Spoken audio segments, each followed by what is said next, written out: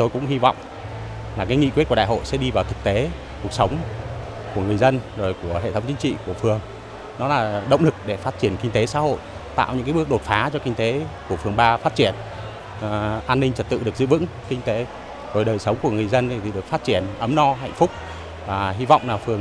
phường 3 nó sẽ là khu đô thị văn minh hiện đại và nó sẽ góp phần vào cái công cuộc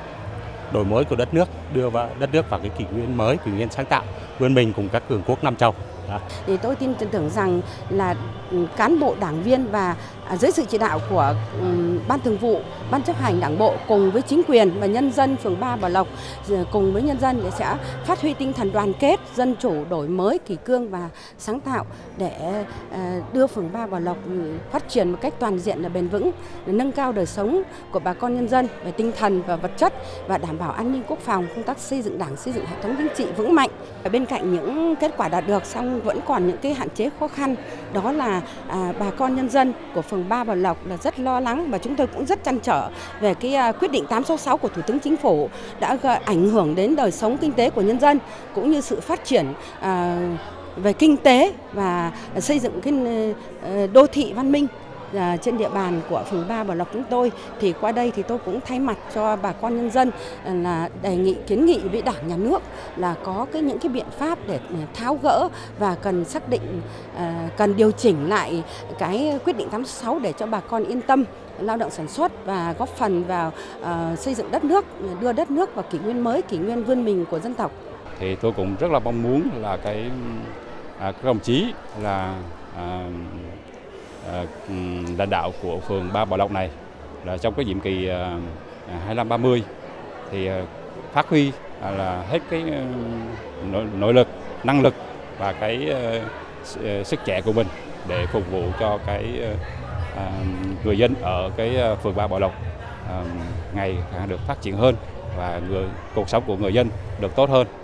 và về mọi mặt của kinh tế và cũng giống như cái xã hội của phường 3 Bảo Lộc. Riêng bản thân tôi thì trong cái khu vực tôi đang sống thì tôi cũng mong muốn rằng đó là cái hệ thống là đèn chiếu sáng của khu dân cư sẽ được các cái đồng chí lãnh đạo cố gắng là quan tâm hơn nữa về các cái đèn chiếu sáng của khu dân cư ở tôi đang sinh sống. Bản thân tôi cũng như tuổi trẻ phường 3 thì đang rất háo hức mong đón chờ diện mạo mới của phường, một phường sáng tạo, năng động và bứt phá. Tôi tin rằng tuổi trẻ thì luôn mang trong mình cái tinh thần xung kích và khát vọng cống hiến. Tuy nhiên bên cạnh cái sự nhiệt huyết, chúng tôi cũng rất cần sự hỗ trợ từ phía Đảng bộ. Tôi mong trong nhiệm kỳ tới, Đảng bộ sẽ tạo ra những môi trường sáng tạo và cái mô hình sáng tạo cho thanh niên chúng tôi được phát huy sức mạnh và phát triển toàn diện. Tuổi trẻ phường 3 quyết tâm